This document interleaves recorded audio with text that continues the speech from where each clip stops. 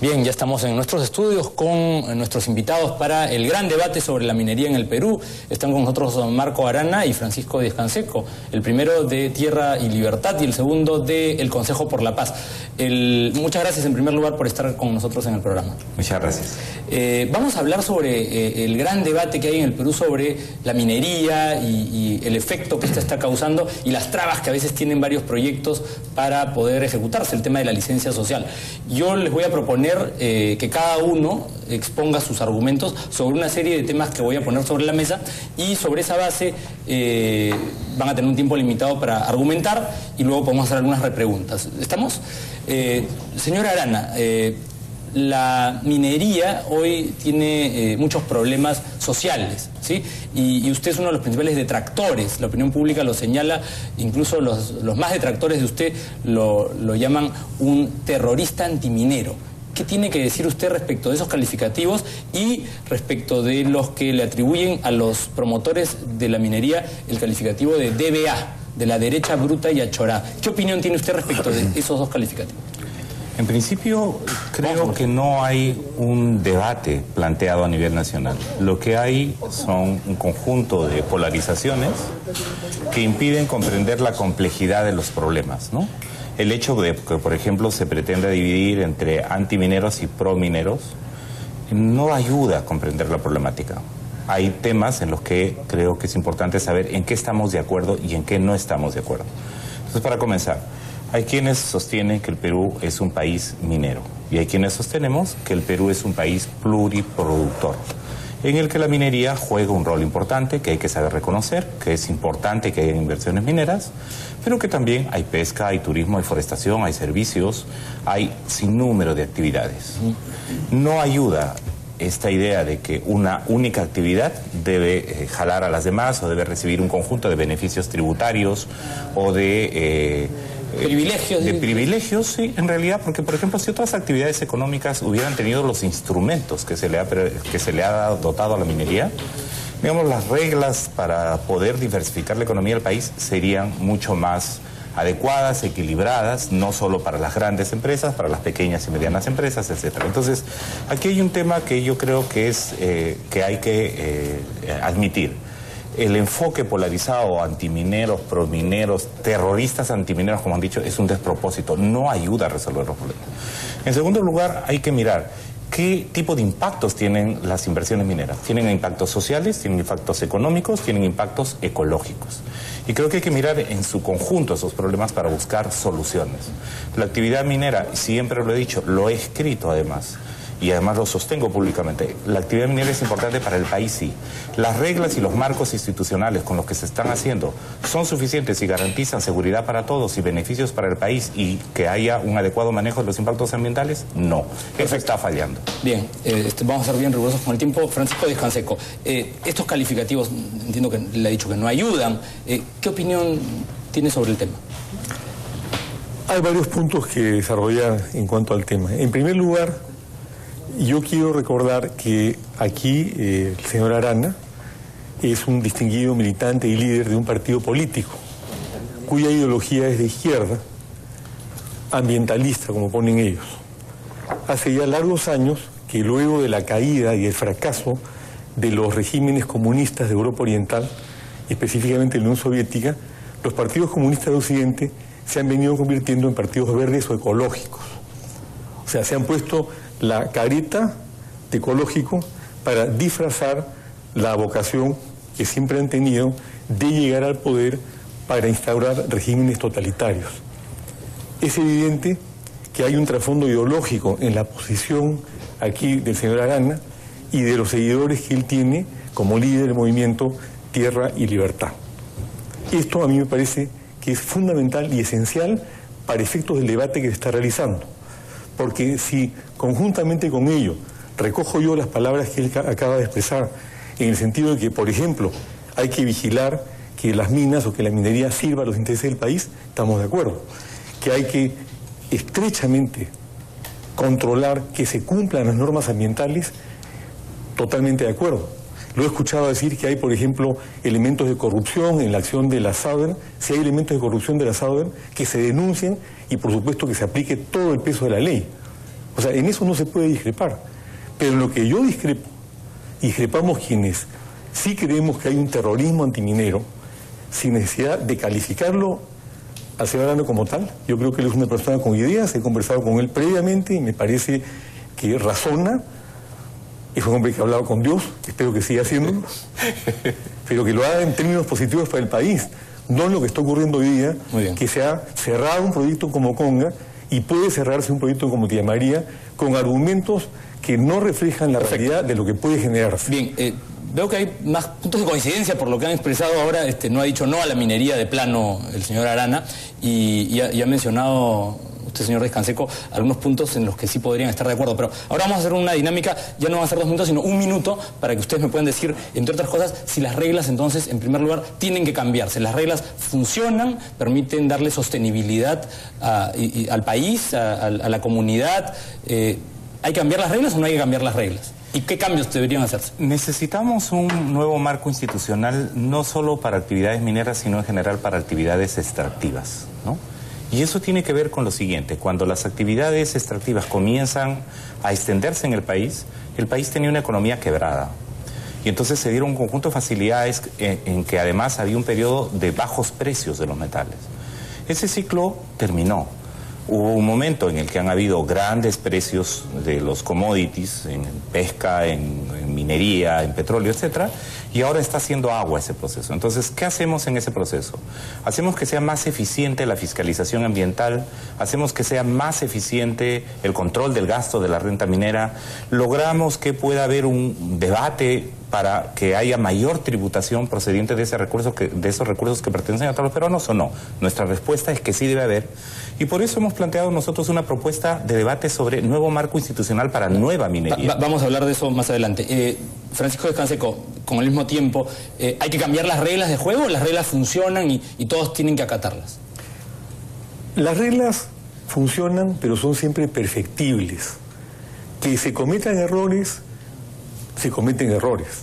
Pero el gran error de la posición aquí del señor Arana y de Tierra y Libertad es que han bloqueado un proyecto que técnicamente sí era viable como el de Conga y están bloqueando ahora un proyecto que es técnicamente viable como Tía María. En cuanto a lo que él dice, por ejemplo, yo siempre sostuve que con el boom de los metales se debió modificar la legislación tributaria que se había establecido para la minería, porque estaban ganando 10 veces más de lo que las reglas que hay respecto de la y eso no beneficiaba al Perú. Sin embargo, también había como contrapartida el argumento de que ellos tenían contratos de estabilidad y que si se rompía la estabilidad tributaria no iba a haber más inversión en el Perú. Son cosas que son debatibles, pero yo estoy en la línea de carrera de la necesidad de que cualquier inversión extranjera esté fundamental y esencialmente al servicio de todos los peruanos y especialmente de los más pobres. Ahora, el cambio de reglas, el tema del suelo y el subsuelo. En los Estados Unidos uno encuentra recursos naturales en el subsuelo y se vuelve millonario, ¿no? Por un tema de derechos de propiedad.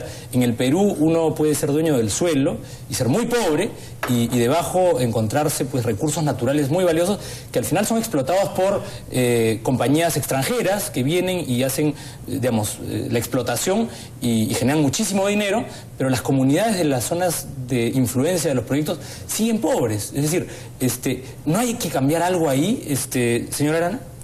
Bueno, hay quienes piensan desde una perspectiva, y no adjetiva, sino sustantiva, de manera liberal, que los recursos naturales de una nación debieran estar en manos del propietario del suelo superficial. Ocurre en Estados Unidos, efectivamente, ocurre en Canadá. ¿Y usted qué piensa sobre el tema? Yo tengo la visión, y mi apuesta es porque consideremos que esos son recursos de toda la nación. Lo que pasa es que creo que hay un mal manejo de la manera como se están asignando esos recursos. Por ejemplo, ahora el Valle de Cocachacra tiene concesionado su territorio de todo el distrito al 108% de todo el territorio. Entonces, una pregunta es, ¿se puede concesionar todo un distrito donde hay áreas agrícolas, donde hay áreas forestales, donde pueden haber áreas turísticas, donde hay además, hay algunas zonas en otras partes del país, donde además esas zonas arqueológicas, solamente para un solo uso y una actividad? Nosotros decimos no, debería haber más bien un proceso de ordenamiento territorial, los recursos son de toda la nación, deberían explotarse con una visión que favorezca a todos los peruanos. Perfecto. Y no solamente a algunos. Listo. Señor Díaz-Canseco, el tema del uso del suelo, de los derechos de propiedad sobre el subsuelo, Hernando de Soto ha tenido una tesis respecto del tema para formalizar a los informales. ¿Cuál es la posición del Consejo por la Paz? Bueno, yo creo que evidentemente Hernando tiene razón cuando habla de la necesidad de esta formalización. Sí sostengo la tesis de que los recursos son de todos los peruanos y que en este caso debe procurar dárseles el mejor uso posible, como lo acabo de señalar, al servicio de todos los peruanos. En lo que yo estoy en abierta contradicción con las cosas que sostiene acá el señor Arana, es que sobre la base de afirmaciones como las que él formula, en realidad el objetivo central de un partido comunista o un partido de extrema izquierda es tomar el poder para instaurar un régimen que no es respetuoso del sector privado. Directa, señor Díaz-Canseco, respecto de que de contrabando en realidad está tratando de cambiar. No es contrabando porque ellos lo dicen claramente cuando afirman, por ejemplo, que se debe cuestionar la raíz misma de la hegemonía occidental sobre el planeta y una serie de cosas de su ideario que ponen en evidencia lo que somos. O sea, que eso no es ningún contrabando. El contrabando, si me permites, es la careta de ambientalista cuando detrás hay un objetivo que no es antiminero, es antisistema. Y Marco Arana, ¿qué tiene que decir respecto de esta imputación de Francisco? No siento que sea solo una imputación, siento que es un agravio, ¿no? Para comenzar, yo no soy comunista. Tierra y Libertad no es un partido comunista. ¿Qué es? ¿Dónde está dentro de la línea del espectro político? No está en la derecha, ¿no? No, es un partido de izquierda que se define como un partido ecologista, que se define como un partido derechohumanista, descentralista. Progresista, como Susana Villarán. Progresista, hay corrientes dentro de Tierra y Libertad, hay gente que viene de una formación socialista, hay gente que viene de una formación humanista. ¿No creen en la economía de mercado, en el régimen de la Constitución del 93? Yo creo en una economía del mercado organizado en función de satisfacer necesidades de toda la población.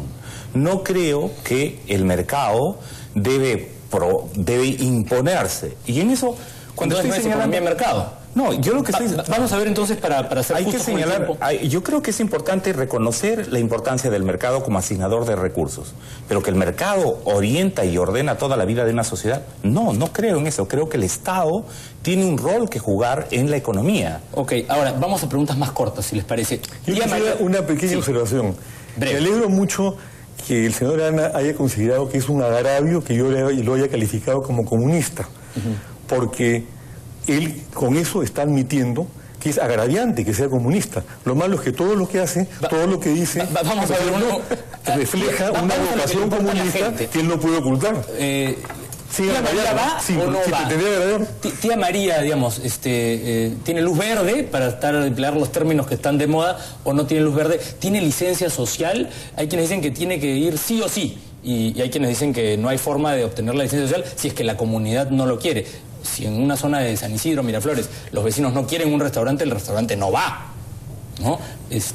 ¿Qué pasa con Tía María? ¿Va o no va? Rapidito.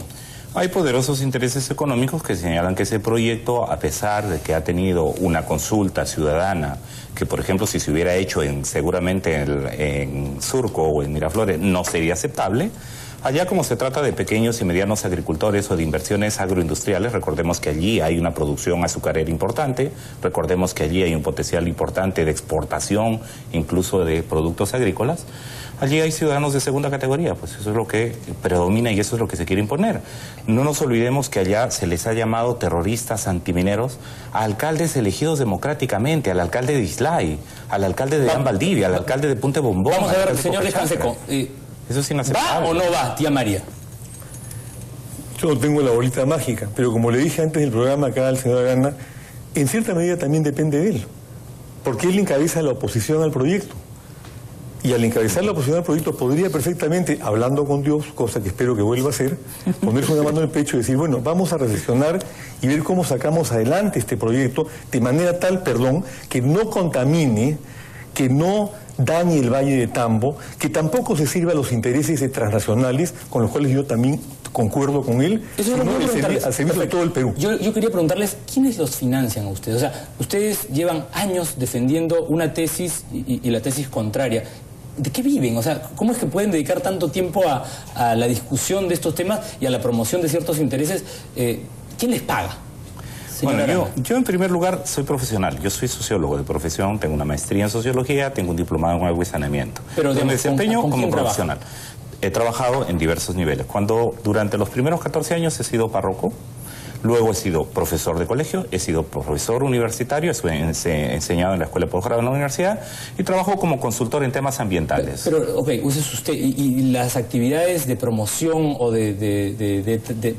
para digamos, atacar los temas que con los que ustedes están en desacuerdo, ¿quién los financia? O sea, ¿tienen una fuente de financiamiento? Nosotros estamos trabajando, y en mi caso, yo trabajo como consultor de diversas organizaciones gubernamentales, doy conferencias internacionales, tengo un reconocimiento, he escrito mucho sobre el tema y he hecho una maestría especializada en estos temas, de eso vivo, soy un profesional y un ciudadano como cualquier otro. Y en el caso de Francisco Descanseco, porque hay varios opinólogos o consultores que aparecen en los medios, y la gente se pregunta, ¿y estos a quién representan? ¿A la minera tal o a la minera cual? No, un momentito. En el caso el Consejo por la Paz es una institución creada por ley, una ley tipo de la que tienen los colegios profesionales. Nunca hemos recibido un cobre del Estado. Yo dispuse y pedí al Comité Ejecutivo nuestro hace 20 años que fuéramos todos ad honorem, todos somos voluntarios, no recibimos un centavo partido por la mitad. Yo soy un empresario privado que promueve el cultivo de quinoa orgánica en el Perú desde hace 30 años. Y debería promover la agricultura más que la minería, ¿no? Bueno, déjame desarrollar esa idea. He sido el pionero de la quinoa orgánica en el Perú. Trabajo con cerca de 5.000 pequeños productores, aquellos a quien el señor Arana llama ciudadanos de segunda clase, que no lo son, que gente... A quien Alan García llama ciudadanos. Ah, bueno, entonces aclaramos y en ese caso coincidimos. Pero yo trabajo con esos ciudadanos de segunda clase a mucha honra. Ahora, una pregunta respecto de las áreas de influencia. Hay proyectos, está Goldfields, está Antamina, está Southern, con estos proyectos que están todavía en veremos, pero hay proyectos que llevan años, digamos, y las zonas de influencia no han cambiado mucho, ¿no? O sea, hay áreas de influencia directa de proyectos importantes que siguen en situaciones miserables, pobrísimas. ¿Qué hay que hacer con eso? ¿Hay algo que hacer? ¿O la minería lo ha hecho todo muy bien? Yo diría que habría que reflexionar un poco sobre eso, ¿no? Sí, tenemos que mantener un espíritu crítico sobre la materia. Yo he sostenido durante muchos años que lo que ocurre, o lo que ha venido ocurriendo durante muchísimos años con los enclaves mineros, es que son enclaves de riqueza minera rodeados por enclaves de pobreza agrícola, y que las mineras tenían que acceder a una responsabilidad social que no han tenido y que han empezado a adquirir de repente a raíz de protestas como las que inicialmente ha servido como gatillador Lo que pasa es que cuando ya el gatillo se sigue disparando indiscriminadamente y se empiezan a detener inversiones cuantiosas que se pueden manejar en beneficio del Perú, ya estamos hablando de otra cosa. De alguna manera para hacer reflexionar a las compañías mineras de que algo estaba pasando, de algo no estaba funcionando. Yo escuché, por ejemplo, a don Alberto Benavides, mi directo pariente, decir un día que el problema, cuando hubo el problema del agua en Yanacocha, que habían $5 millones sentados en una cuenta para resolverlo, era que los gringos habían cumplido con poner su plata, pero se habían despreocupado totalmente de la ejecución del tema. Señora Arana, yo creo que ese es el tema, ¿no es cierto? Que las mineras adquieran responsabilidad social y que los opositores también adquieran responsabilidad social en términos de un sistema democrático y no comunista. ¿Ha funcionado la responsabilidad social voluntaria en donde la empresa hace lo que cree que es mejor?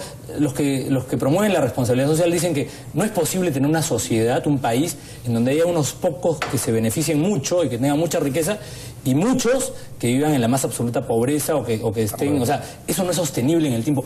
¿Qué tiene usted que decir? Uno de los graves problemas de las políticas económicas neoliberales es que lo que han hecho es desmantelar el Estado, reducirlo a su capacidad mínima y permitir que en esas zonas las empresas impongan sus leyes, ¿no? Sus normas. Y entonces, por ejemplo, lo discutíamos el año pasado en la universidad en Ginebra, ¿no? Las Naciones Unidas, que tiene un programa sobre los temas de responsabilidad social, uno de los graves problemas con las políticas de responsabilidad social es que no son vinculantes. Entonces las empresas han firmado si quieren lo hacen, acuerdos, si no quieren no lo hacen, ¿no? Pueden firmar acuerdos internacionales como el Pacto Global de Derechos Humanos, los códigos de conducta del manejo del cianuro, etcétera, pero si quieren lo hacen y si no lo hacen. Y en ese sentido, por ejemplo, hay conflictos sociales, como revela la Defensoría del Pueblo que tienen que ver con promesas incumplidas. Pero cuando se quiere hacer un seguimiento de las promesas incumplidas, esto no funciona porque en realidad son todas voluntarias. Ahora, una pregunta. El gobierno de Ollantumala o el presidente de Ollantumala y Nadine Heredia llegaron con un discurso, ganaron la elección prometiendo el gran cambio, la gran transformación, y muchos dicen que se transformaron ellos, ¿no? Que ellos defendían a los más humildes y ahora están mucho más cerca de la CONFIEP y de los grandes empresarios y los grandes intereses de las multinacionales que del pueblo, que quería un cambio de reglas y un cambio de modelo económico. ¿Qué opinión tienen respecto de lo que prometió Humala y lo que hizo Humala? ¿Hizo bien en cambiar? ¿No hizo bien en cambiar? La gran transformación de Humala fue pasarse a la hoja de ruta, como ya sabemos, por razones electorales. Y luego por razones aparentemente de convicción. Yo creo que en términos de... Yo, por ejemplo, discrepo con el término inclusión social. Nosotros manejamos en el Consejo por la Paz el término deuda social. Nosotros creemos que el Estado peruano tiene una deuda social con muchísimos peruanos, especialmente con los marginados, con los que son objeto de injusticia, con los más pobres. Esa es una deuda. Inclusión significa, tú estás afuera, yo te jalo, porque yo tengo el poder para traerte hacia acá. ¿Y qué piensa Marco Arana del tema? Yo creo... ¿Ollanta es un traidor a lo que prometió o Ollanta hizo bien en cambiar de parecer y ahora ser más empresarial, ¿no? Las poblaciones que lo respaldaron multitudinariamente con su voto le reclaman haberlas traicionado, ¿no?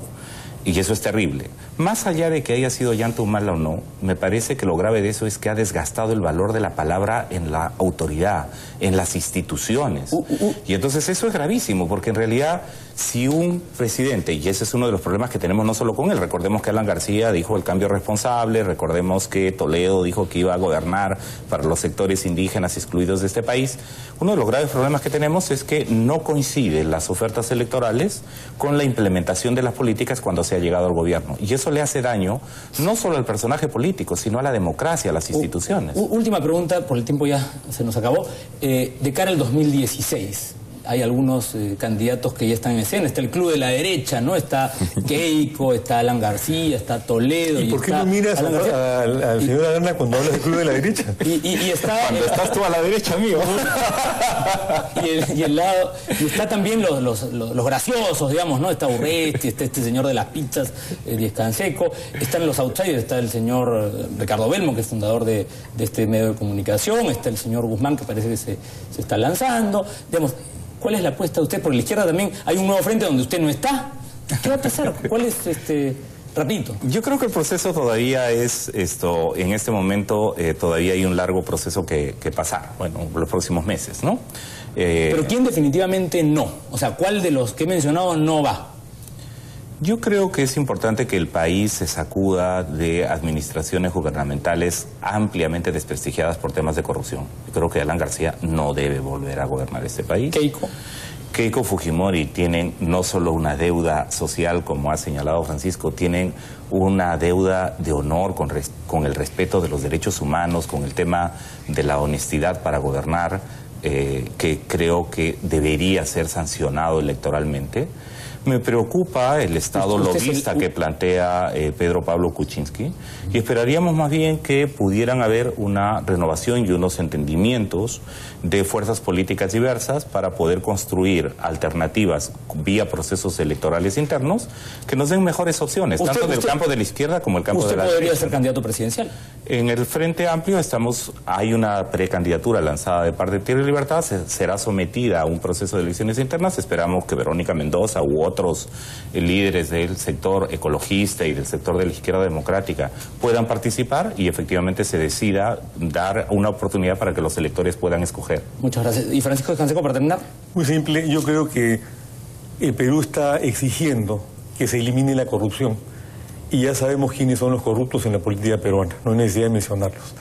El Perú quiere que se pague la deuda social, que no ha sido pagada ni por este gobierno ni por ninguno de los gobiernos anteriores.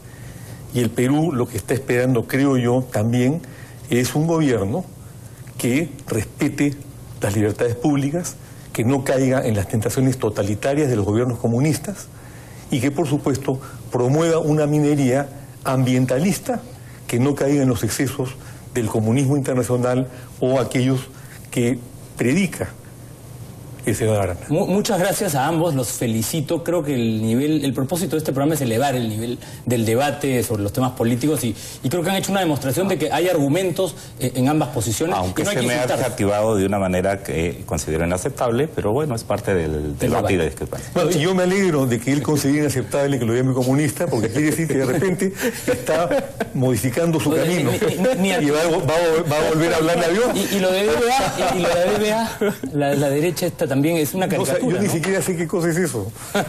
Bien, muchas gracias a ambos. Nosotros vamos a ir a una breve